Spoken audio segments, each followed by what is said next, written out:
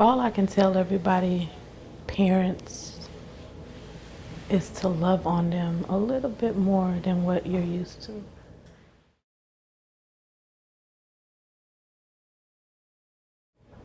Every day is another day, so I'm going to ask you, how are you doing on this day? This day, I couldn't even tell you. I can't tell you about the emotions that go through my head. I can't tell you about the thoughts that I constantly think of. How can I not catch something that I couldn't see? And I suffered through the same thing.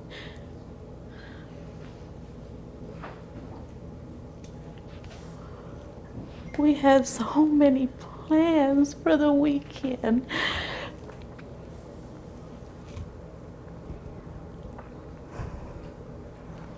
My emotions are everywhere.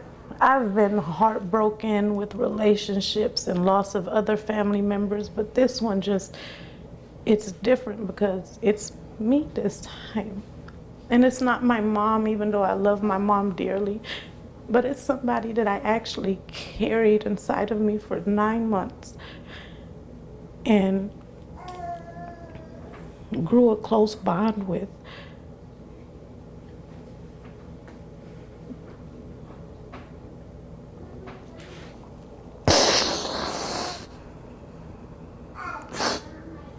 My emotions are everywhere. I've been lost, but this time I'm very lost. I don't even know. I have so much support here from aunts, uncles, brothers,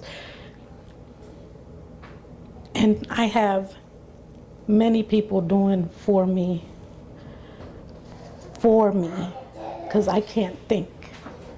I can't. They're asking me questions about the arrangements, and I'm looking and I'm thinking on, wow, we just made arrangements for her grandmother, years ago, her aunt years ago, her cousin. And now it's me, and I'm making arrangements. Now I'm sitting here feeling how they were feeling when it was their turn on making the arrangements for their loved ones. Is everything kind of in a blur? Very. It's very blurry. Like even my vision at times, I can't see. I wake up in the middle of the night just hoping for a sign from her, just to tell me, Mommy, I'm okay, or Mommy, I'm sorry. But I tell her all the time, even if it's in my head, Mommy's not mad. I'm just sad that you're gone. So at night, you're waiting. I'm waiting. I wait. If I get up in the middle of the night just to even use the bathroom, or just because I wake up out of nowhere, I'm up. I get my phone and I run through my videos and her baby pictures and her baby videos, and I just think. Then I cry. Then I stop, then I cry back again. Then I look, then I cry. Everything is just constantly, the world is moving around me, but I'm still. Do you think she might be, or you said you're waiting for the sign, do you think she might think you're mad at her, or you don't know, or? I don't know. I really don't know. As I told her family and her family as we sit here and talk, we don't believe Harmony meant to do it. We just feel like Harmony probably thought one of us were going to come in time, or maybe, in life when we know we're going to make a mistake and we're like, oh, that was not a good decision, and we try to pull back, but sometimes that mistake already happens. And I believe that's what happened with Harmony. Like, she probably got terrified and seeing that she probably wasn't unable to get herself down, or she wasn't able to, bear all her weight, and we didn't come fast enough for her. Do you think it was a cry for help, or an accident? I think it was an accident. I don't think it was a initial, like, that's it, suicide. I don't think it was that. I think it was just a cry, like, hear me, because like I said, there were no signs, none. She laid in the bed with her big sister at night. She's on her iPad. She'd come and help me with the baby if she hears her crying. She's always eating her noodles and eggs. We didn't see anything. We had Friday night, we were supposed to go to Chicago for a seafood boil, just her and I. Then Friday, Saturday, I was booking a hotel room for 2 days with 2 or 3 of her close friends, and we were coming back home Sunday. But we never made it to that day. Forgive me for asking this question, though. So the Lake County Coroner's Office and Waukegan Police are saying, their investigation is pointing To suicide. to suicide. And I just want to make sure that I'm understanding. You think that may have not been the intention, that it may have been a cry for help, thinking that, because sometimes people will Do something. Yeah. and then think that there will be somebody to come in before, Just in time. Right. And is that's what you believe? That's what we all believe as her family. We believe that that was just that slight cry for help, because she was bright. She was happy. She was what's the word for it? She was the popular kid in school. So she had her own little clique of girls, and even down to the teacher said that she was excited for her birthday. Because this was going to be her birthday month. Yes, this was her birthday month. She told her teacher, Mr. Vega, look, my birthday is February 16th. No, he told her, Harmony, your birthday is February 16th. She was like, okay, no, never mind. It's my birthday month. So she had to correct that again to know that she celebrated not just the 16th of February, but she celebrated the full month of February for her birthday. You stated, though, that this was a cry for help, but never any signs. None. Any ideation? None. There's days that if she did have a problem with school, it wasn't nothing. One of her friends might have gotten in an argument. She'll come sit down and talk to me, and I'll let her know, well, maybe friends don't mean to say the things that they say, or sometimes it's out of anger. And the next day she'll come back in school and she'll be like, okay, we're friends again.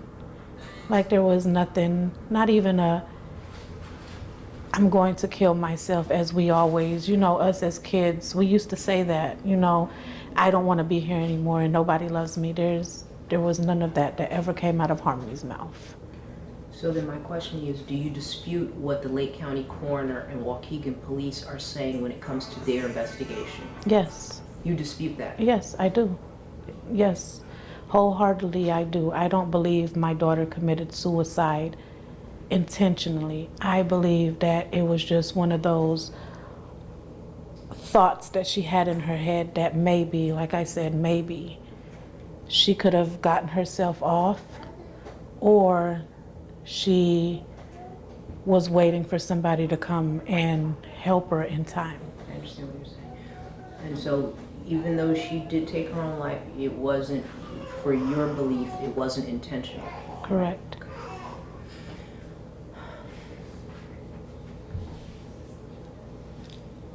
What do you want other parents to know? What, as they see your story and they feel for you, what do you want other parents to know? What should they consider? What should they do? Should they be on the lookout for something? What would your message be? There's really, with the ones that like to hide depression because they don't want to be stopped at times, honestly, all I can say, especially when it comes down to children, even if there's no sign of anything at all, still try to talk to them. Still tell them you love them every day. Still tell them how much they mean to you and the reason why you as a parent are still alive, because as I've heard before. And yes, with my thoughts that I've had, the one thing that kept me going was my children. And nobody, and I mean absolutely nobody, will love my babies more than me. And that's why I survived here and stayed here, because nobody will give them that love like a mother or like their biological father. And even when they're mad at you, you know, even when they get disciplined because, oh, you give me your iPad, you weren't listening in school, still tell them you love them. If they ask you for some candy and you tell them no, still tell them you love them. Because at times, I remember as a child too, when my mom never used to get me some things that I wanted, I'm like, I don't like her no more. But me, I've learned a little bit more to tell all my kids I love them every day, even if it's 5 times a day. Because the last time I told Harmony I loved her was earlier within that time. That day. Was it that day earlier? That was that day. Take me back to what was the conversation? What was she going to school or something? No, we were talking about her seafood boil. I'm like, Harmony. She's like, yeah. She's like, are we still going to, it's just me and you for our seafood boil. I'm like, yes, but you can't tell nobody. But Harmony didn't know how to keep a secret. Harmony, when she came back home after I did everything for her, she's in everybody's faces. Mm-hmm. Me and Mommy sure did. And then here comes all the kids, what about us? And I'm like, well, it's not your day yet, but our time is coming.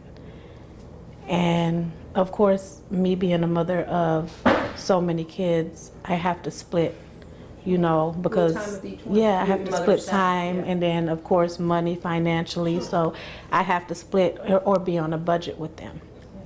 But so that day was, okay, Mommy. I'm like, I love you, Harmony. She turned back, she smiled because she knew I always kept my word when it came to Harmony. And she was like, I love you too, Mommy. And she walked downstairs and went in her sister's room and started playing her iPad. So you think about that day a lot? I think about that day a lot. I think about when she came home from school that Friday on her birthday, and she was like, Mom, one more week. I mean, the days were counting down. She was counting down the days with me to when we were going, and her birthday and everything. She's like, so we're going skating, we're going to the swimming pool, we're going to a hotel. We had everything all planned out for that day. But she was Miss Extreme. Harmony, we called her the tax baby. And all her other siblings was like, you always get the biggest birthday party. And she was like, yeah, because it's tax season, so I get to ball out. But yes, Harmony, we always went a little bit extra for her because she, of course, as her name and as she was born, was Big Baby.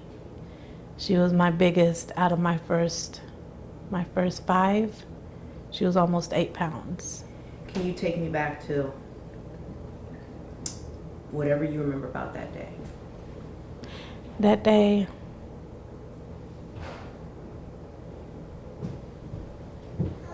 oh. Was it last week?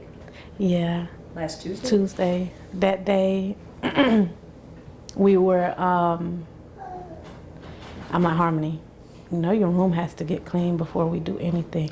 Yes, Mommy, yes, I'm gonna do it right now. I folded all her clothes, she put it on the bed, and I guess one of the puppies came upstairs and just decided they wanted to throw everything around. So I'm like, Harmony, we gotta clean up. She's like, okay, Mom, we'll get it done. And I'm like, okay. So I came downstairs, we started straightening up. Of course, her and her regular soup and her noodles and eggs. She sat down, watched the tablet. She was in and out of the room with her sister. So it was just a regular day that day.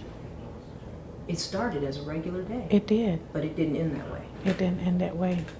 It was about, what, 9:30, 10 o'clock? 9:30. I say about 9 o'clock, 9:15. I went upstairs because I was downstairs majority of the time. We were all down here eating. I stayed in the living room with the baby. And I'm like, okay, it's time for everybody to round up and go to bed. So, of course, their aunt, she's here as well. She helps us out.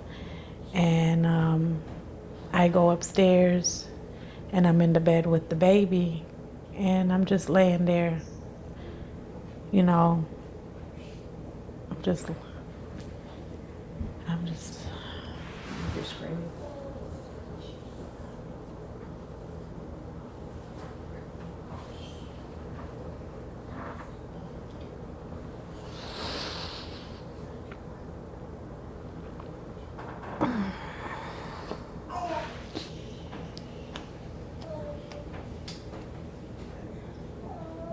Of course, you know we got puppies, so I'm laying in the bed with the baby, and I hear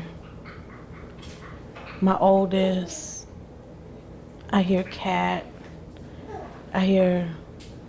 those are the two main voices I've heard. And my dogs are they're going crazy because it's a lot of noise and screaming and crying, and they're like, Mom, it's Harmony. Mom, it's Harmony. But in my head, not thinking, I'm thinking that maybe the dog probably bit her, something like that. And at least that's what I was hoping. Because, you know, a bite, you can fix it, right? You can fix a bite.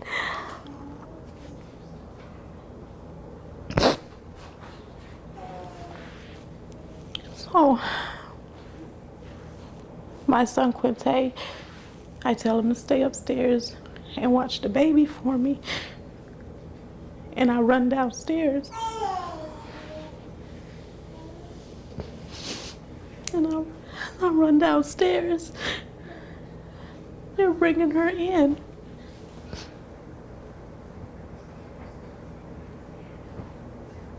They're bringing her in. And as they bring her in, she's already urinated on herself.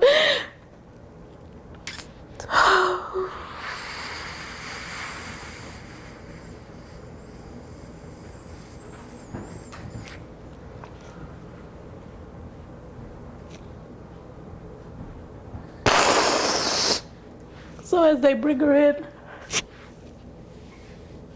we're trying to perform CPR on her. We lay her down.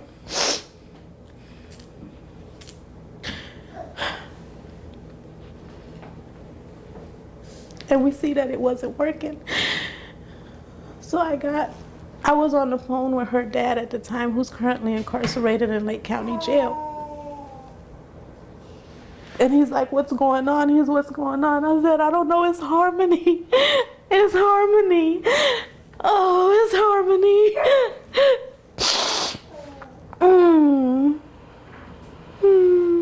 And all the kids are in the background crying.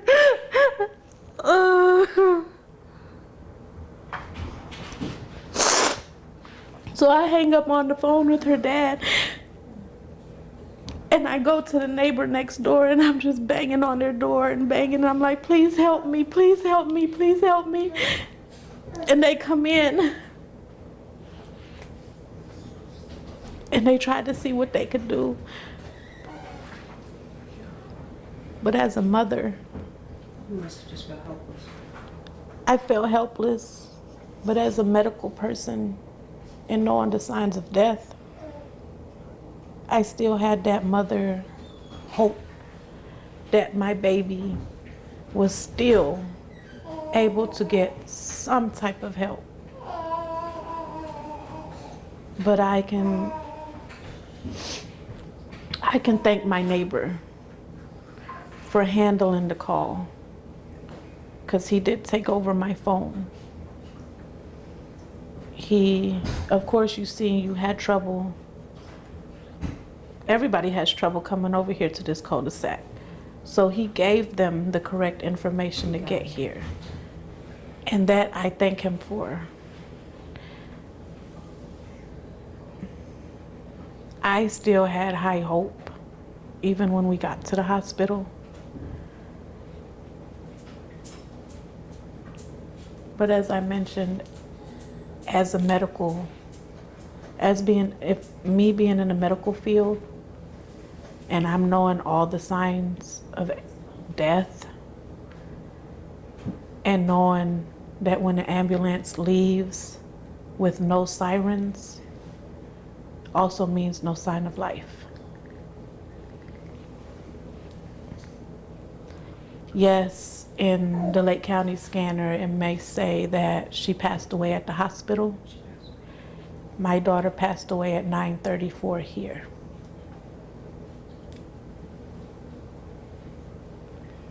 And forgive me, I'm going to ask you this question.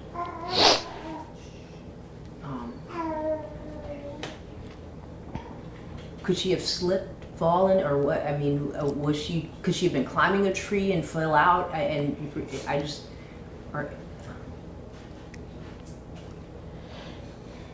She had used a red lawn chair, and she probably could have, but she had on left orange Croc, red right Croc. The way that the chair is, it's like you know how some of them are curved like that, they're not straight or rectangle, but the lawn chair had a curve. And I don't know, the way that the chair was landed, it was like it was flipped over, or like it looked like it flipped the other way. I can't see it really. To me, the chair, the way that it was sitting, it looked like she was trying to get herself back on the chair, but the chair, as it being so a little bit lighter, she probably wasn't able to stand back up on the chair to catch herself. I'm going to ask you another question. Forgive me for this. Then, was there a rope, or how was an extension cord, an outside, you know, the ones we use for the Christmas lights and stuff like that. It was an extension cord. Forgive me, I'm asking another question. Could this have been something viewed on social media, something that's past me? And I mean, I don't know, and the Lake County coroner doesn't know, but could this be something that children are seeing online? Possibly. There's another young boy, same birthday as Harmony. I spoke with his dad, and we both said the same thing, that it's a possibility of something that they're seeing on social media or anything like Roblox or the games that we think we can supervise, but really it's always a way to get around that supervision.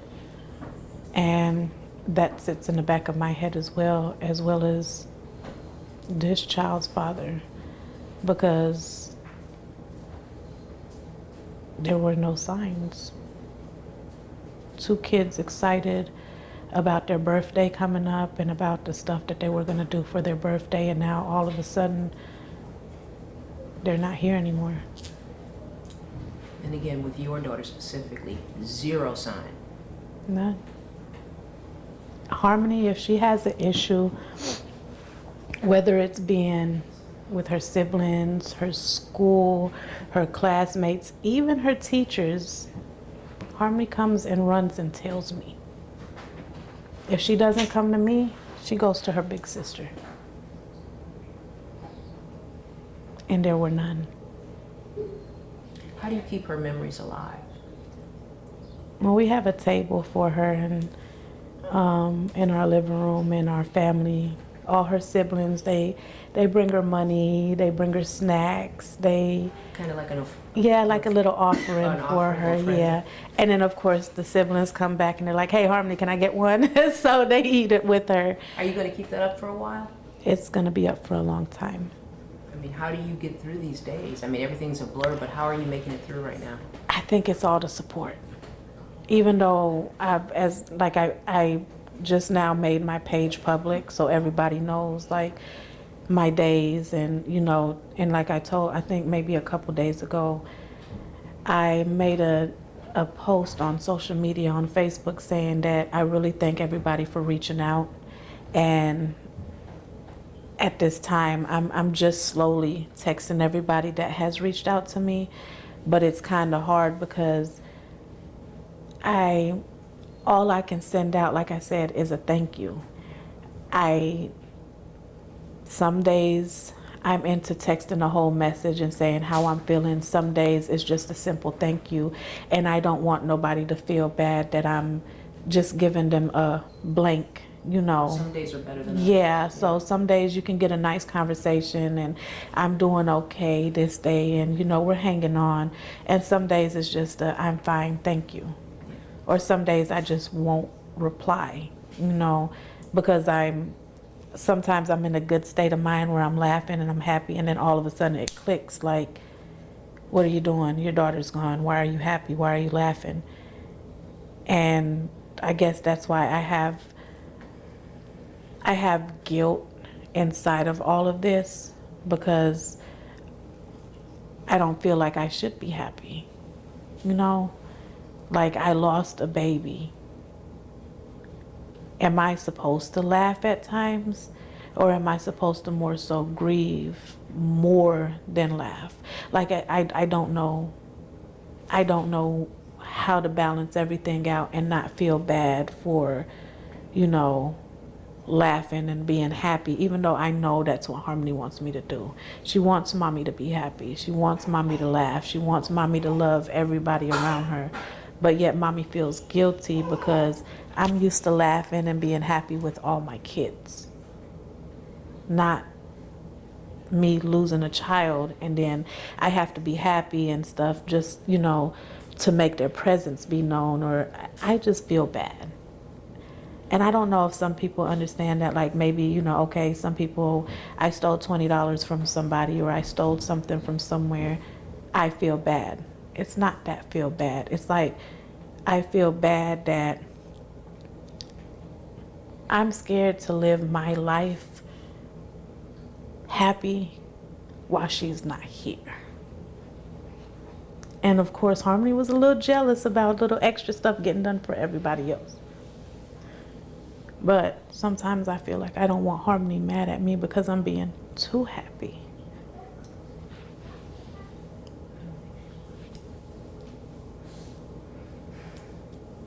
I mean, I can ask social media and put it on there like, all I want is my baby back so it can be the 8 of us again. And I know it's not going to happen. I know it. She's already dressed up. Like yesterday, we went to go drop off her clothes and all her favorites and everything. And she wanted a big quinceañera because we're Latinos, so she didn't want a sweet 16. She wanted a quince. And this is how I have to give it to her, because she won't be able to wear a dress that she wants.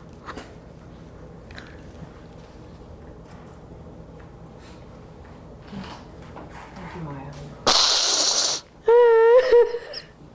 I won't be able to give her the big dress.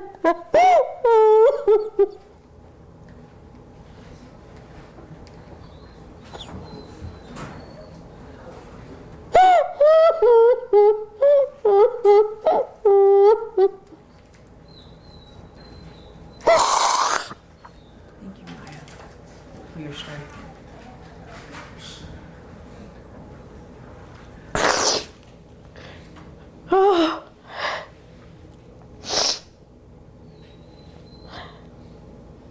I asked both my girls, Kat and Harmony. Kat is 11. And I said, Kat, what kind of birthday you want? Oh, Mommy, I want a 16th. I said, okay, we'll make that happen for you on your 16th birthday. And Harmony's like, nope, I want mine's when I'm 15. I don't want to wait. I want mine's when I'm 15. I'm like, okay. I'm like, what kind of party you want? She was like, she didn't know what it was called. She was like, you know when all the Hispanic people, they're wearing the big dresses, and they're having the big fancy dinners, and they're in a big place. I'm like, yes, Harmony. She was like, that's what I want, Mommy. That's what I want. I want the biggest, prettiest dress. I want it to flare out like this. And I'm like, okay.